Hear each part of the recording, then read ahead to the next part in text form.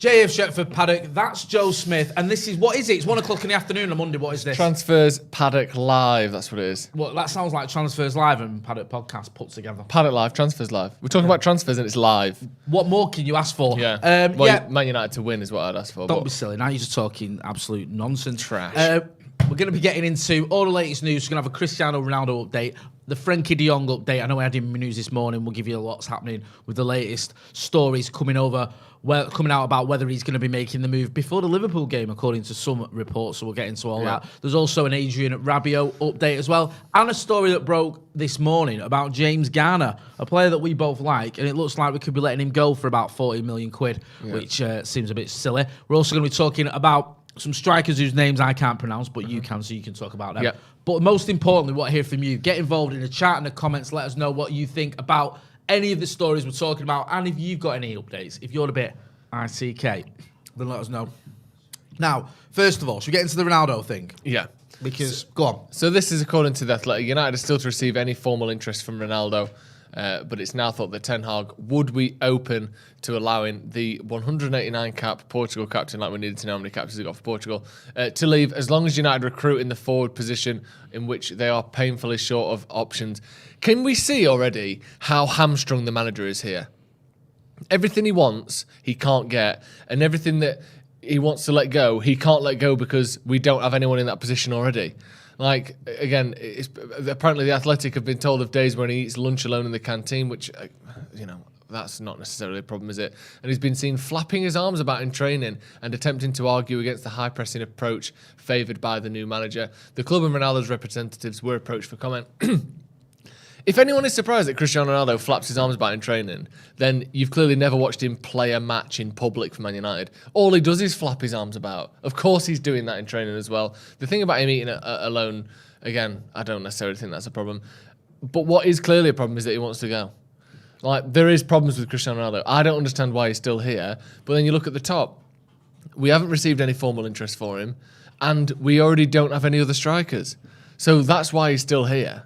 Like, what's Ten Hag meant to do? Just sell him and finish 10th because we've got no strike. If we sell Cristiano Ronaldo, Martial gets injured, we have got no strikers at the club. Like, that's not Ten Hag's fault, is it? Ten Hag might want to get rid of Ronaldo, but who's going to play? No, I agree with that. We're so short of options now. We've got either a 37-year-old striker who doesn't want to be here, or Anthony Martial, who, despite having a good pre-season, has literally scored, 5 Premier League goals in 2 seasons. Something like that. Do you know what I mean? So it's not a great situation to be in. These sort of reports that you're hearing about, the Athletic story saying he's kicking off in training about doing a high press and all that.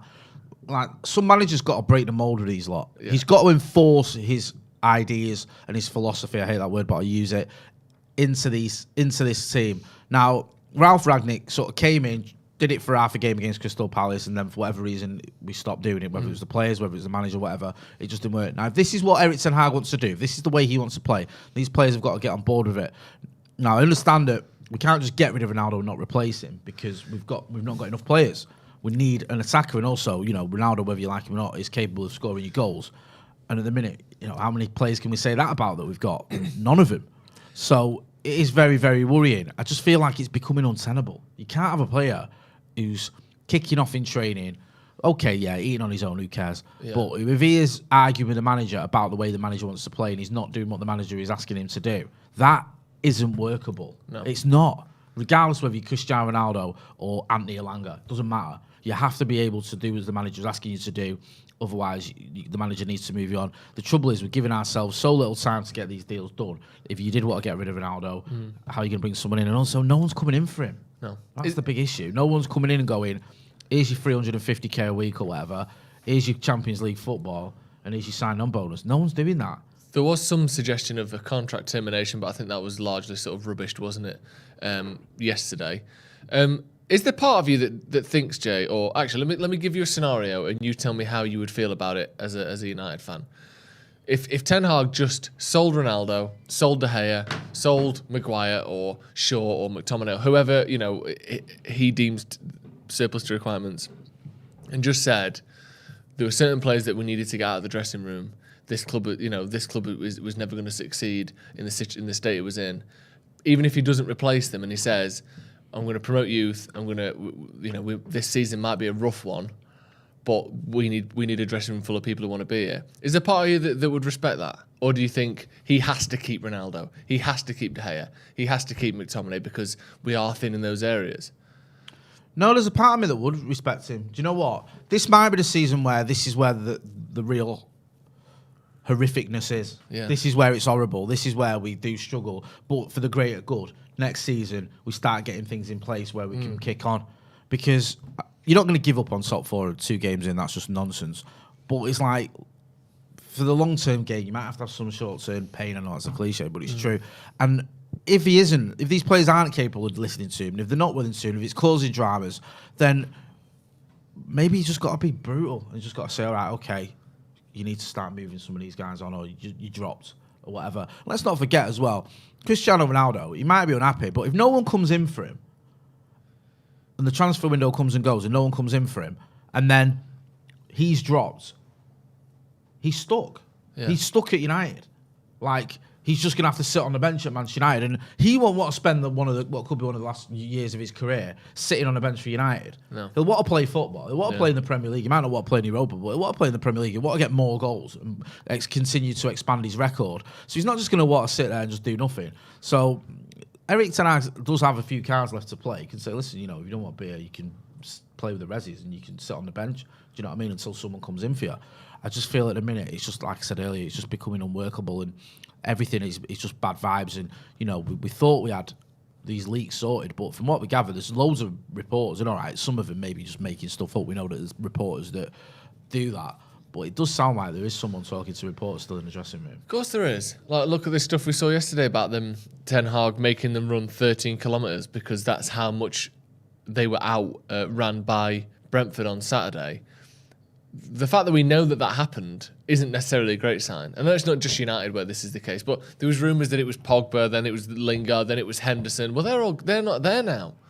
So it's someone else. Do you know what I mean? It's not them three. They weren't at training yesterday. So this whole thing of, I don't want Dean Henderson to stay because he's a leaker. Well, how come the leaks are still happening then?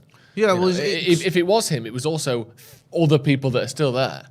No, it's obvious that there's still leaks. It's obvious there's still people unhappy. It's obvious that we've still got all these issues. And yes, Cristiano's going to be the sort of the most vote or the most sort of spoken about one because he's Cristiano Ronaldo. But he can't be the only one who's sort of got an issue here with what's going on. There must be more than this. Like, it does feel like Erik ten Hag is already having to sort of battle to get players to listen to him. Yeah. I mean, maybe it's just Ronaldo. Maybe everyone else is completely on board with Erik ten Hag. But I'd be surprised. So, yeah, it's just disappointing, man. I was so full of confidence going into the season. And now the results, the reports, everything else, it's just really poor. The performances have been absolutely abject as well, haven't they? Yeah. Like, we've got a couple of super chats. Mark Harris says, De Gea needs investigating for 2 goals betting fraud. He's on too much money to need to do any of that stuff. If he wanted 375 grand a week, I might question it. Yeah. Mikel Tysland says, missed the start. Is there a buyback for Garner? We've not got to Garner yet. I've not heard of anything about a buyback for Garner. I think that would be a permanent thing, wouldn't it? Should we move on to a potential either replacement for Ronaldo or just a sort of attacking reinforcement? Sasha Kaladzic from Stuttgart. Is he any good at him? I think he's all right. It's a 20 million euro backup striker that's 6'7", 24 goals in 58 games. Mkhitaryan did better than that at Dortmund, and he wasn't even a striker. Yeah. It's all right. Again, 6'7", something like that. Let me just double check. Because we're so good at crossing. Thought we'd take it. Well, you don't need to be good at crossing when you've got a fucking periscope playing for you up front. Mate, we still find a way not to pick him out. Man United kit on. Listen, he's 2 meters tall, so 6'7". I'm not knocking the kid, and I hope if he does come that it works out and he scores loads of goals. I just don't know anything about him, and it's a bit disappointing because it's the same old, isn't it? It's either someone you've heard of, like Adrien Rabiot, who you thought was almost surplus to requirements at Juve and everyone hated him or whatever, or he was having dramas there, or it's someone you've not really heard of. Now that's not necessarily a bad thing. I've not heard of Tyrone Malacia and I like what I've seen of him so far, but these aren't the players for me that are going to get us challenging again. No. And I want to get us challenging again. Yes, I said we can have some short-term pain or whatever, but doesn't mean we can't go out and buy some decent players and players that you think are capable of getting Manchester United back to where we belong to be.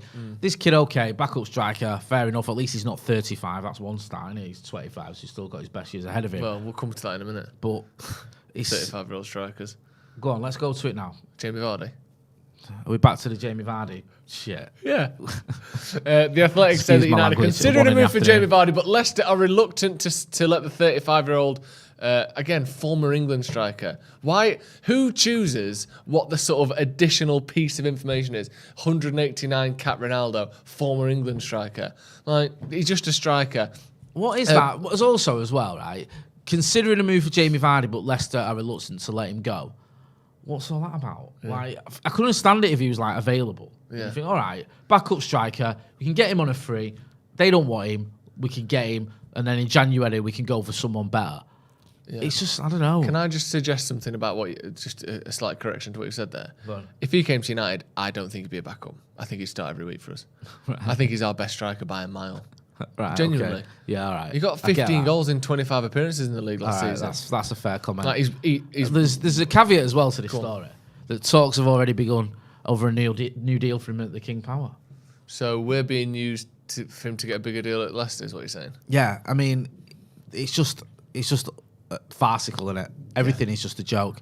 We've also been linked with the other kid from, is it Espanyol, Raul de Thomas? Yes. He scored 45 goals in 89 appearances. That's not too shabby as well. And Spanish international Alvaro Morata. Do you remember that? We didn't want him 7 years ago. It was 5 years ago. God, why does none of it make me feel better, Jay? Why do none of these names make me feel better? Raul de Thomas, okay. He gets a goal every other game in the Spanish league. It's not bad, is it? But it's just soldado. Yeah. It's Negredo.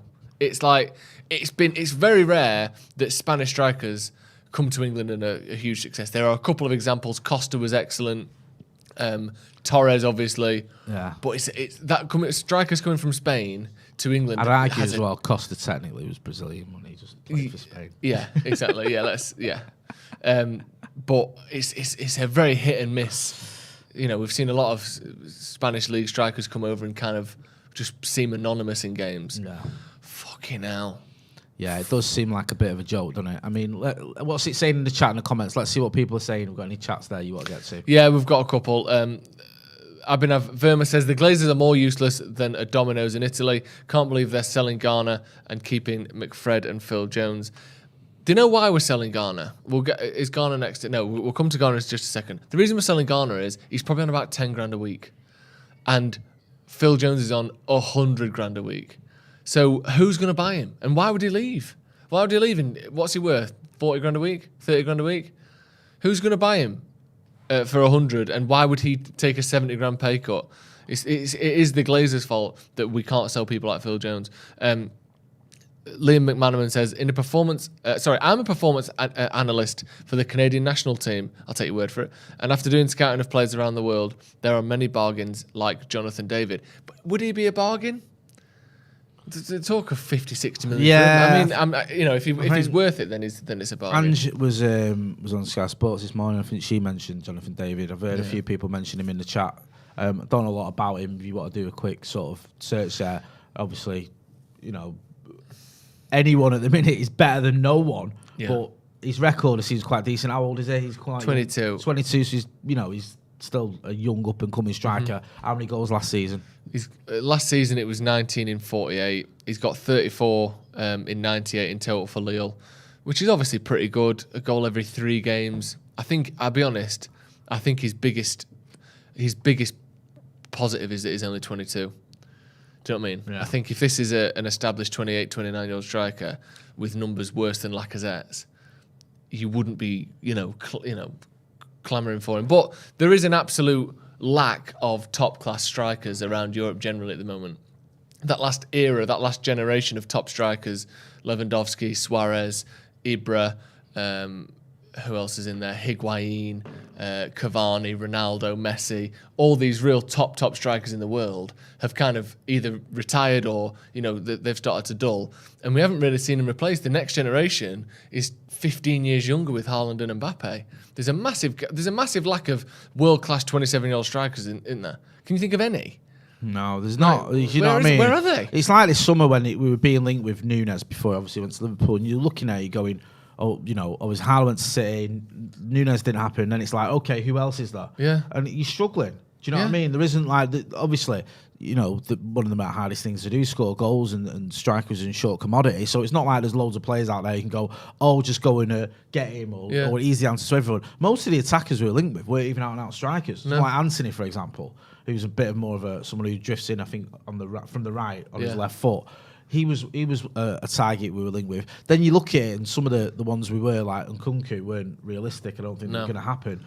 So it's like, it's not that easy where you go, okay, just go out and get. There's that one. But there are players there. And also, there are good players there. Yeah, and people have mentioned Salah and Kane. Both of them are over 30 now, or thereabouts. Yeah. Again, top strikers in their 20s. There's so few. And also, I think maybe that's more of an indication of the way that football in the last 10 years has almost gone away from a goal scorer number 9. It's all about systems and repeatability of chance creation, isn't it? So people like Mane can be one of the most important players in the world, but he's never getting you 40 goals in a season. No. Same with, less so with Firmino. I don't think he was as important as those two. But again, he's the number 9 for one of the best teams in Europe, and he never scores. Yeah. And yet they can still be dead successful because it's about the system. So maybe there's just... You don't need a striker to score you 40 goals anymore, like you did 15 years ago. Like, listen, if a striker came to United and he banged in, like, let's say, 20 goals in all competitions, but then we saw Marcus stepping up and Sancho stepping up and Bruno stepping up as well. Yeah. Like we did a few years ago where we had, like, the likes of Marcus and Martial and Mason Greenwood scoring, like, there or thereabouts 20 goals Well, Mason each. got 17... Marshall got 23, and I think Rashford got 22 or 21. Yeah, so between the three of them got 60 goals. Yeah. Which is fine. Do you know what I mean? If we could have a situation like that again, I'd be all for it. Yeah. Just at the minute, we've not got an out-and-out prolific striker. We've not got someone who's, unless Martial comes back and smashes it, looks like they can lead the line and bring others in. It just looks like a bit of shambles. Yeah, it does. Should we move on to our right-back spot, which is a spot that I've not really seen as linked with any... incomings whatsoever this Someone summer. just asked, sorry to interrupt you, someone asked, is there going to be a Paddock podcast later today? Yeah, me, Joe and Stephen Alston will be on at 4 o'clock as well. And we need to go over what the fuck we just saw yesterday, I think, a little bit, and the future of Man United. Right back. Not been linked with any ins particularly. There was a little bit of Denzel Dumfries, wasn't there? Denzel Dumfries for a bit. There's the guy at Celtic as well. It's like, again, it's very loose reports where you go, okay, it doesn't sound like there's anything concrete there. Yeah. You're not getting a Fabrizio Romano, here we go, or what's your kid David Ornstein going, this, it was always like, he's on a list. Yeah. Now there's Ethan Laird, who's just been sent out on loan. Again, a lot of people rate him very highly. I like Ethan Laird. Wan-Bissaka and Dalot are reportedly both being targeted. They're on a list. There's interest from Barcelona, according to Gerard Romero. Barcelona? We can't get rid of both. Right, we'll come to the fact that neither of them are good enough to play for Barcelona in a second. We can't get rid of both of our... We can't get rid of 3 right-backs this summer. Like, Laird's already gone. We can't get rid of Dalot and Wan-Bissaka. So we've just got who? Victor Lindelof against Atletico Madrid, Eric Bailly against PSG for the first half, and Brandon Williams. That's our 3 right back. Like, obviously they're not going, are they? I mean, Wan-Bissaka could, but even then we're thin. And the quality's not there. No. No, it is worrying, to say the least. And I think that, listen, I'm not Wan-Bissaka's biggest fan. I think Diogo Dalot's had a stinking start to the season, even though I like the kid. I think, he's massive and needs to prove himself. Yeah. Because I think I still feel the jury's out whether he's actually good enough for the Premier League and for Manchester United. So, it's not like we've got a great right back there, but, we need someone to play in that position. Mm-hmm. And you can't just be sort of, like you said, shifting Victor Lindelof or someone over there. It needs to be someone who can do the job.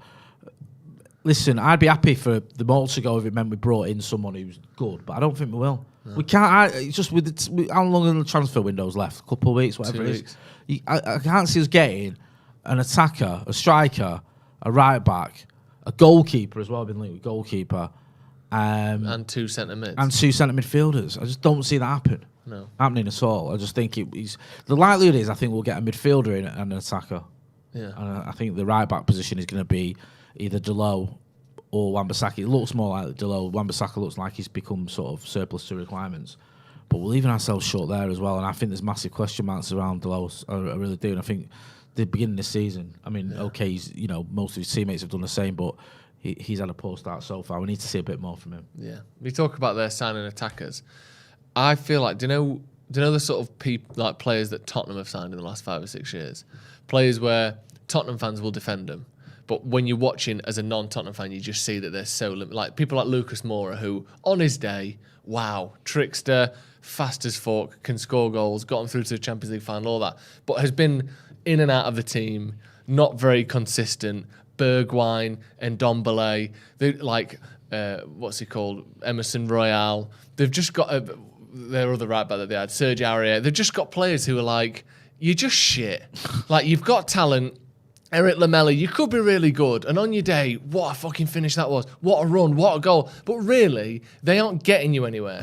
That's the sort of players we're going to be signing this summer. Yeah. Do you know those, like, he's one of the best in the Netherlands. He's the second highest goal scorer in Portugal. He's the second, third, or fourth in this metric in this league that never, teams from that league never win European competition. Like, that's who we're signing now. Yeah. And we're going to get rid of Ronaldo or whoever it is, which I think we should, and get Gakpo or whatever. But, like, that's such a Tottenham signing, that. And he could be good enough, and maybe he will be, and hopefully he will. But what evidence do we have that our recruitment will sign a gem? Yeah. None. We've not signed a gem. None. We've not signed a gem ever. Well, not ever, since Fergie. Ever. like I was all deflated. You know what I mean, though? Hyperbole. We're just going to sign a shit player for 40 million quid and sell him in 2 years for 20 million quid. Yeah. Like, that is statistically the most likely thing that's going to happen, isn't it? Yeah, it is sort of depressing at the minute. Go on, there's a couple of super chats. Yeah, there's some super chats. Psychedelic Man says, you missed my message, Vardy news. Psychedelic Man, did you hear about Vardy? Yeah, we spoke about Vardy about 5 minutes ago. So maybe wait till the end and watch it back, or just go back now and watch that. But we did speak about Vardy. John James CW says, we won't develop JG, which is James Garner, as McFred repeat mistakes. What the fuck? Robert Wilhelm, we need more bold players. Maybe that will cheer Jay up. I know it feels like the sky's falling, but maybe this will force the Glazers to sell. Love you guys. I try and be optimistic. I don't think the Glazers give a shit. I don't think they want to sell. I don't think they care. You look at, what was it, the first 5 years they took over the club, they didn't take any dividends out. Then they took 200 million out, just according to Kieran Maguire on Twitter the other day. Then they had a couple of years where they're like, okay, we won't take anything out for a bit. But for the last 5 years, they've taken 10, 15, 12, 20, 50. They're just taking low double digits money out every year. There's your pocket money. There you go. For all the, 2 million each for all the sons, 2 million each for all the daughters. Like, it's their pocket money, this, for United. Yeah. Isn't it? Yeah. There's your spends for the year, 2 million quid for you. Like, I don't see why they would sell. When you consider who they are and what they value as people, they're not going to sell Man United, are they? They love it. Anyway, let's move on to James Garner then, because that's been the big story this morning. MEN, according to the MEN and according to The Athletic as well, United have decided to sell James Garner, valued between 15 and 20 million pounds. Simon Stone also said when James Garner spoke in Australia, he made it clear he wanted to play this season, and wherever it was on the pitch, and would regard sticking around apparently at United just to stay on the bench and play Europa League games as a waste of time. So he wanted first team commitments and promises. He's at a key stage, and if United have decided he's not for him, then he has to go, apparently. Everton, Southampton and Leeds have shown interest in Garner. Give me your thoughts on that. I'm a bit gutted, to be honest with you. Yeah. I like James Garner. Saw him at the under-23s a couple of times. Took the kids down there. He played well. He scored on one of the games we went to. Seen him for Forest. He had that spell at Watford, didn't he? It didn't really work out. I think they changed the manager. He went to Forest, had a good end to that season, then went back for another season, helped them get promoted. Played well in the FA Cup games against like Leicester and Arsenal and Scousers, I think, as well. Yeah. It was a bit unlucky that we didn't see any of him pre-season. Well, more or less nothing because of his injury. I think he could have really benefited from having some games. I can understand it from his point of view, wanting to play, needing to play, being at an age where you don't want to spend a season playing 50 games or whatever, 40-odd games for Forest, and then play 5 for United in the Europa League and in the League Cup. It doesn't serve your career or do you any good. I personally would have picked him on Sunday. Saturday. Sorry, I said that before the game. I had him in my team. Yeah, we both did. Yeah, I thought McTominay had fallen off a cliff form-wise. It's been going on since last season, and I thought we needed someone who could sit in front of the defence. I know he's not a DM, but he can play in that deep role, and I thought he could do it for us. Didn't get a chance. Didn't get off the bench. He wants to go. Looks like Ten Hag's going all right. Then fair enough. Off you go. Yeah, it's just a bit frustrating because I feel like he's a player that could do a job for us. Yeah. And at the minute, it's an area where I don't care if we're buying Rabiot or whatever. We shouldn't be letting go of a player who potentially could play for Manchester United. Especially without training him. I know. Like, generally speaking, I try to look at why something's happened and give the manager or whoever the benefit of the doubt on things. Not the Glazers or the board. Yeah. Obviously, I think they can fuck off. But, I think, okay, so Garner's gone. He's seen him in training. But with this, I feel, first of all, sorry for James Garner because he got injured at such a crucial time. We've seen how many careers are made because of injuries to other players. Yeah. But how many careers are not ruined, but obviously his United career may be coming to an end. I'm sure he'll have a career other places because of a timing of a small injury that kept him out for 2 weeks when the pre-season tour started. And that meant that Savage and Iqbal got the jump on him in terms of playing those games and starting those early games. That might be the end of his United career. Just that injury at that time is the key difference between Ten Hag seeing him and liking him and not even getting to see him at all hardly. No. And I feel really bad for him for that. Also, I think, like you said, why have we not given him a chance? No, Generally speaking, I can sort of work my way around these decisions, but this doesn't make any sense to me. I mean, make sure you hit subscribe as well. There's a link in the chat there, so hit the subscribe button. Sorry, I've just had a note there after I'd started speaking. That was very useful. Yeah, I think that the thing with Garner is as well, he's good at the things we need someone to be good at. He's good at the things of like playing through the lines, of picking out a long pass, of set pieces. Sorry, we haven't really got anyone. I know Ericsson, you could argue, is good at set pieces, but we've struggled with that. We've struggled with anyone who can pick. We've struggled with someone. You point out a watch long who could do a 1 yard pass. So yeah, you think okay, let's at least let him have a little go of it. But no, it doesn't look like Ten Hag fancies him. And, yes, you trust the manager, but just as a fan, I'm not going to just trust the manager blindly or not. I'm certainly not going to give you, stop giving you my opinion if I don't agree with the manager. Personally, I would have liked to have seen him given a chance. Yeah, me too. It just doesn't really make any sense. You've got quite a few super chats. I'll let you get through them before we move on to one more story, I think. Yeah. Psychedelic Man says, thoughts on Gary Neville's comments? I mean, there was a lot of comments after the game, weren't there? So the Glazer stuff, we're going to get into all that later on in the podcast. I mean, I agree with Gary Neville. The Glazers, mismanagement, misspending, taking out money, not investing in the team properly. Hiring thick shit people who are bankers, not football people. Yeah, so we'll get into all that, but we've always been consistent on this channel since we started it as Full-Time Devils in 2013. We want the Glazers gone. They're bad for the football club. My opinion has not changed on that, and we will do anything we can in terms of highlighting process, in terms of supporting positive moves, supporting peaceful process as well to get them gone. I just worry that they might be here for longer than we hope. And by the time they do go, it might be almost too late. Yeah. Liam McManaman says, we need a revamp of how we scout players' mentality. Yeah, it doesn't seem as though the players we bring in, I don't know, though, you're throwing them into a bear pit, aren't you, half the time? Like people like Donny, who I don't think is good enough for Manchester United from what we've seen of him. It was always going to be hard for him to succeed. A young player, 23 he was when we bought him, coming from a league where you're playing for the biggest club already. The expectation is you win games and you win a lot of games just because you are playing for the biggest club. Then you come to United, the pressure is 10 times what it was. The team is 10 times worse than the one you've just come from. And it's all of a sudden you have to be the best player in the world, otherwise you're shit. It's hard. That is hard. But at the same time, someone needs to step up at some point. Psychedelic Man says, love you guys. Hope you're doing great. Much love from the Gold Coast, Australia. Didn't manage to catch you guys here in pre-season. Hopefully another time, though. Yeah, hopefully.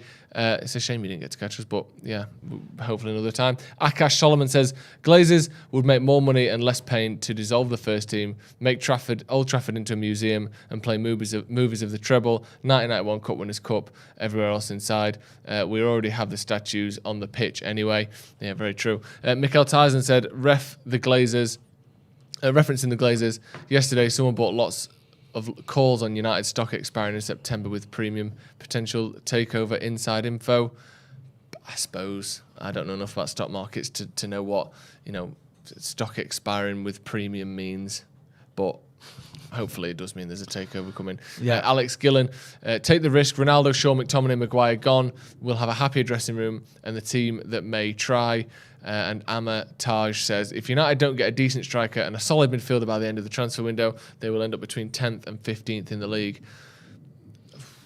I mean, listen, the thing is, right, and I think, to be fair, people, I think I've seen so many good comments and correct comments as well. This isn't doom and gloom. It's quite easy, you know. Listen, we can all come on this channel and I could scream into that camera and I could start, you know, ranting and screaming and losing my mind and, you know, maybe it'll get clipped up and go viral and everyone be like, oh yeah, you know what I mean? But I've got to be honest, that's not me and that's not the way I feel. I feel at the minute just so deflated and upset. But when I'm doing my honest assessment of where we're at Manchester United, I really do despair because it's almost like we're at a stage now where I feel like it's completely 100% impossible to have success with these owners. In the past, we've had success with these owners because of Sir Alex Ferguson's genius. We didn't have success because we still have the remnants or the leftovers from that team, and we had a manager in Louis van Gaal who could get us an FA Cup win. He was capable of doing that. He still had enough in his locker to do that. We then had Jose Mourinho, who was able to, he was given a certain amount of funds for a certain amount of players, like Paul Pogba, Zlatan Ibrahimovic, and Henrik Mkhitaryan, and Eric Bailly, and then obviously the following season some more like Romelu Lukaku, whatever. And he was able to get us a couple of trophies. And now I feel we're at the stage with this criminal lack of investment that we've got of our money. It's our money. It's not the Glazers' money. It's our money. The criminal lack of investment we've had. A new manager who's new to the Premier League, who needed to be backed, who needs to be backed properly. You've also got a squad that is, it's not just out of form. You've just got players who aren't good enough. Now, we looked at it, right, and I gave everyone a clean slate going into this season. I thought last season, I think you made the point, they can't all be as bad again this season. Some of them are good players. A lot of them are good players. You know, these are players that finished third and second in back-to-back seasons. Like, that was their two finishes. So that's not terrible in the Premier League to finish in the top three. So there's something there with some of these players. You've got players that scored 20 goals back-to-back seasons, players that scored 23 goals, players that had like 30 goals and assists, like Bruno and Rashford. It's not terrible. But you've gone into the season and you've just seen a continuation last season where the players we were hoping would turn it around, McTominay, Shaw, Rashford, Sancho, Maguire, maybe I'm being a bit harsh on some of them, but by and large, they've all been terrible. Awful performances. So we're asking Erik ten Hag to turn this around for players that have been awful now for at least a year and a bit. Do it without any real investment. And also, you've got kids that you can use who some of, in the likes of Charlie Manil, maybe even Zidane Iqbal and Charlie Savage, are probably a season away from being ready for the Premier League, the rigours of the Premier League physically. Talent-wise, I've got no qualms. I just mean physically. You can't be throwing 18-year-olds in midfield week in, week out in the Premier League. So it's just almost like this is impossible for him. Now, I back the manager. I think he's the right man for the job, and certainly after 2 games. But the Glazers either need to go or start giving him some money, because what we're talking about, selling James Garner to buy Adrien Rabiot, that is like a sick joke that we have to sell one of our young prospects who's just had a season and a half, great season and a half in the Championship, and a lot of people want to say, to fund one of Juve's subs, who's, you know, not even wanted by him anymore. I mean, it's like, someone said it before, it's like, or I might have read it on, so it's like someone is actually seeking to damage United from within the club. They're like working against us with these sort of ideas and these moves.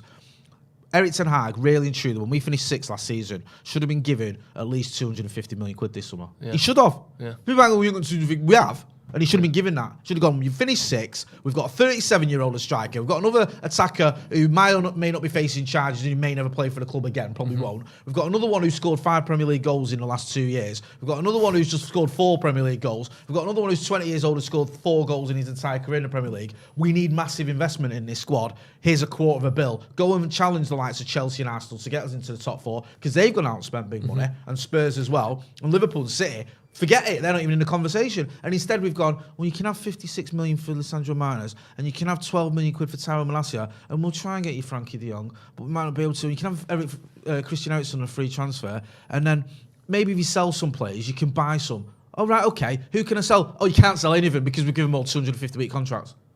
You might be able to sell that young kid who's quite good because he's only on 10k a week. Fergie in his prime couldn't work with this. Fergie got backed Fergie got the likes of Gary Pallister and Paul Ince and Neil Webb and players that some of them didn't work out, but he was backed. You know what I mean? And it took him like 4 or 5 years, whatever it was, to win the Premier League. Obviously, he won trophies. He won the FA Cup in '99 after 3 years, or whatever. But he was backed. You can't expect Erik ten Hag to come into this mess without being properly backed and succeed. And it does take money. You can't do it without money. It's just impossible. So these transfers that we're being linked with and whatnot, yes, some of these are good players, and I will get behind any player that plays for Manchester United. But this manager has just been dealt an awful hand by this board. And also, honestly, imagine waiting till after you've already lost your first 2 games before you actually start signing some proper players. Like, how does that set a manager up for a season? It doesn't. Like, let's wait. Don't get them before pre-season. That's way too early. You know, when they can actually train, learn Ten Hag's tactics, get fit with the rest of the team, develop some sort of team spirit. Don't do that. Wait till the games have already begun. United are already in free fall. The press, the fans, the media, everyone is already against everything. And then you try and sign a couple of big names. What we're going to end up doing, we'll sign Rabiot, who I didn't think was a terrible signing because we needed numbers in midfield. I don't mean to dig him out. No, but not at the expense of James Garner. And I'm not being funny. We sit on this channel every single day, and you know your stuff. And never once did I hear you saying a few weeks ago, we need to go and get Rabiot. No. Do you know what I mean? I'm not saying that means he's not a good player. He probably comes in his team and he's our best midfielder. Yeah. But him alone, isn't the answer. No, we need him more than and that. A world-class midfielder to go in there, and then keep the likes of Garner, the people who could go on to have actual careers at Manchester United. Instead, we're giving game time and continuing to play people who are in their mid to late 20s, who we know aren't good enough to have long careers at Manchester United. Again, a lot of that is down to the fact that James Garner is probably on 10 grand a week, and some of the others are on 60, 70, 80, 100 grand a week. That makes people difficult to shift. It's absolutely ridiculous, and it's such a shame that every layer is just completely shit. There was a time under Fergie, right? And I don't keep going about Fergie, but it's the benchmark, innit? Where you'd have players like James Garner, and you'd let them go because they wouldn't get near our midfield. No. Because they'd be good, but not good enough for Manchester United's midfield. Seen a lot of players where you go, that's a good young player. That he's going to go and have. He was the kid that went to Leicester and won the title with him. I've forgotten his name. Danny Drinkwater. Thank you. Man went blank. Good midfielder. He'll do bits in. Yeah. Not going to get in United's team.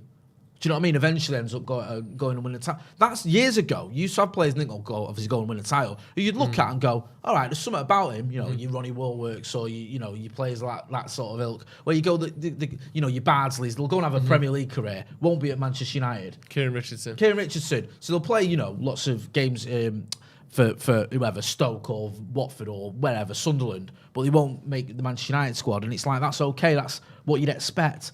But now you've got players that you think, because our midfield's so weak, they probably improve it. And you're letting them go for peanuts. Because 40 million quid, what is that? No. That's half a dividend or whatever? Yeah. That one of Barcelona owe Frankie de Jong that in wages, let alone silly, man. Being able to replace him. It's just silly. And, I get that from the personal point of view of James Garner, he doesn't just want to play against the European sides in the Europa League and play in the League Cup and maybe the early stage of the FA Cup. He wants to play regularly. I understand that. I just felt he'd have been given a chance, and I thought that chance should have been at at Brentford. Doesn't look like it's going to happen. If he does go, I'll watch his career with interest because I'll be fascinated to see how he gets on. Do you think that that's maybe if Garner had said, I'm happy to wait and take my time. Whatever chances I get, I'll try and take them. Do you think if United were winning trophies and titles, he would be more willing to stick around for a bit part place that he could then kind of sort of galvanise into a first team regular spot? Whereas at the minute it's like, I'm just going to play in the Europa League. Fuck that. You've seen him play. In an ideal world, you'd like him to say, I'll play whatever minutes I can. But United aren't attractive enough to be willing to stick around and sit on the bench, are they? Back in the day, you had players, right, that would sit on the bench and wait for the chance. Terry Sheringham was a signing. Came from Spurs to replace Eric Cantona. Yeah. Started 97-98 season. Was dropped. Was a bit part player. Plays last 5 games of the season. Scores 2 winners in the FA Cup and the Champions League. A win in the FA Cup and an equaliser in the Champions League.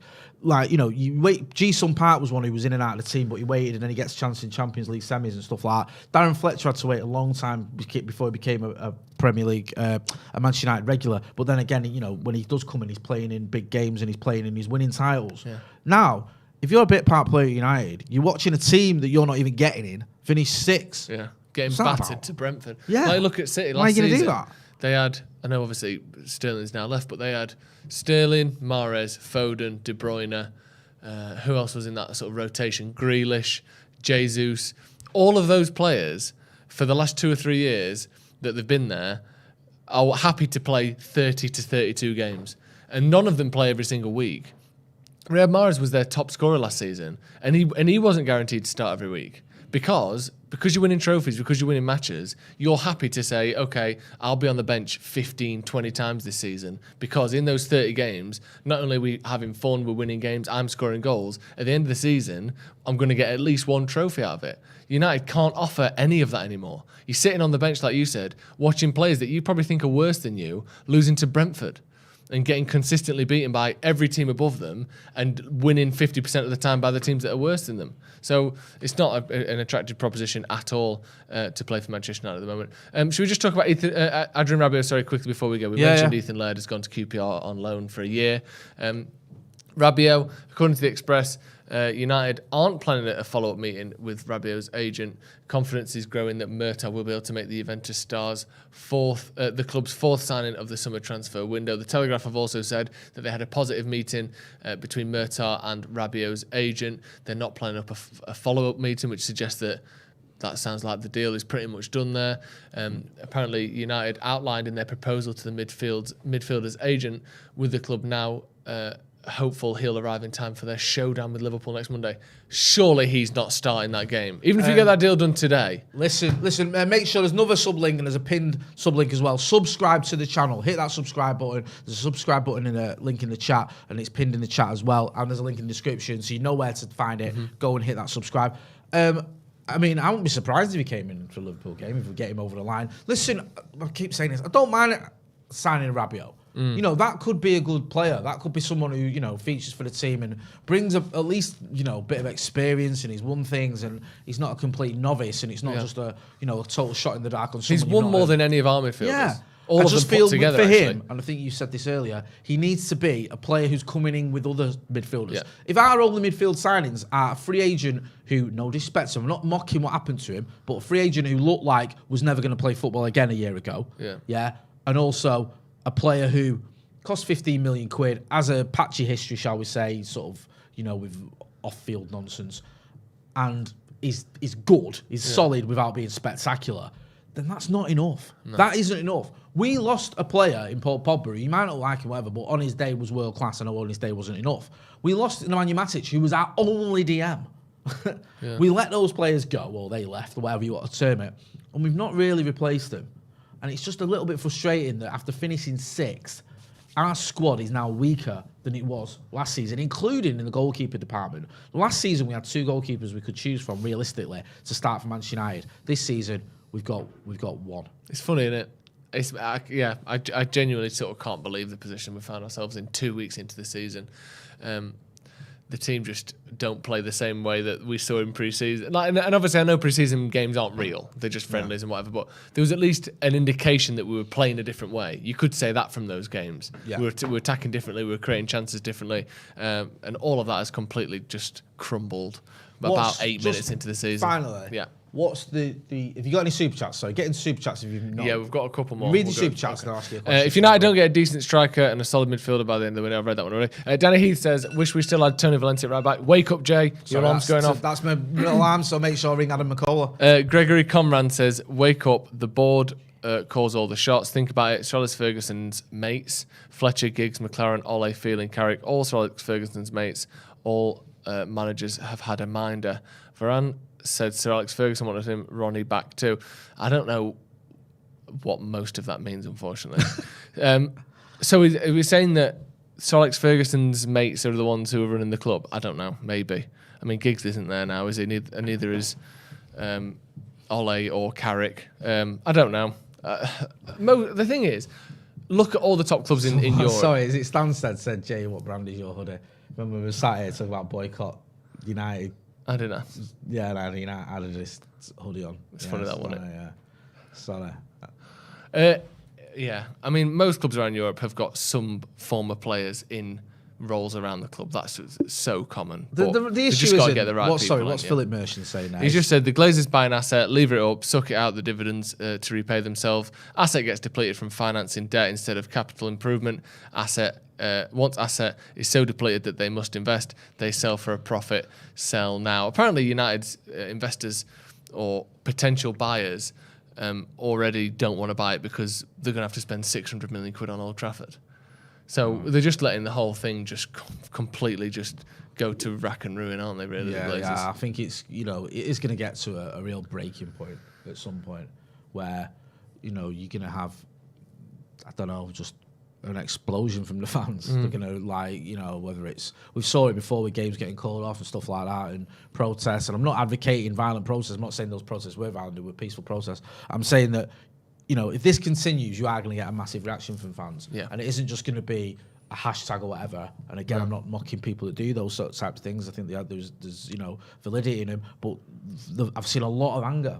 And it goes one way. When you keep pushing people and they're getting angry and angry and angry and angrier, then they're going to react in a way that you're not going to like. And I think that's what's going to happen with it. And let's be honest, the Liverpool game getting called off last season is the single most impactful event that has happened, certainly since the first sort of round of protests 15 years ago, 10, 15 years ago.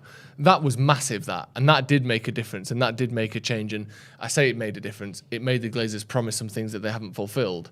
But it's the first time where we've really seen them go, okay, we're going to try and do things differently. Yeah. So that is the thing. That's the model now, isn't it? We've got the Liverpool game suspended. Yeah. Let's do that again. I feel like there's something coming on. Gregory me too. Conran says, add up, save salary, scouts' wages, no spend last window. We should have 250 million to spend. They have to hold the money till the end of the window to offset interest. You've read that one, haven't you? Yeah. Listen, I'm going to wrap it up there anyway because the alarm's going off because we've got to make a call. We're back in less than 3 hours. Less than 3 hours. It's going to be me, Joe, and some kid called Stephen Howson. Yeah. Who, is going to take time away from tweeting former potential United buyers to come and talk to us about what's going down. We find that as mad as anyone else. Yeah, like when we get like the 5 second warning you guys get, where we get like a little WhatsApp message going, oh, by the way, this is happening, and you're like, what? Yeah. Right. So we'll be chatting to Steve, and obviously me and Joe as well, and you guys as well at 4 o'clock. So make sure you are liking, sharing, and subscribing to this channel. We appreciate all your support. Listen, I know it's dark days, but we're in this together and we appreciate it. That's been Joe Smith. Go and check him out, Joe Smith 93 on the socials. You know where to find me, Jay Motti. Tomorrow, we're going to have Henry Winter on, myself and Ronaldo Brown on the Tier 1 Transfer Podcast. Going to be talking to Henry Winter about the Glazers, about what's going down at Manchester United. Someone who hates the Glazers. He's such a vocal person against the Glazers, and he always has been. And it's good to see people like Henry Winter, mainstream media, Gary Neville, Rio Ferdinand, speaking out against the Glazers. I want to see that. I want to see them all doing it. Ignore pillocks like Jamie Redknapp who go, well, they've invested money. No, they haven't. Everyone needs to get together in this and just keep pushing the envelope that they've got to go. And we'll keep doing that anyway. So this has been the Transfers Live Paddock podcast preview show. That's been Joe. Round our way. Jay. Thanks for watching.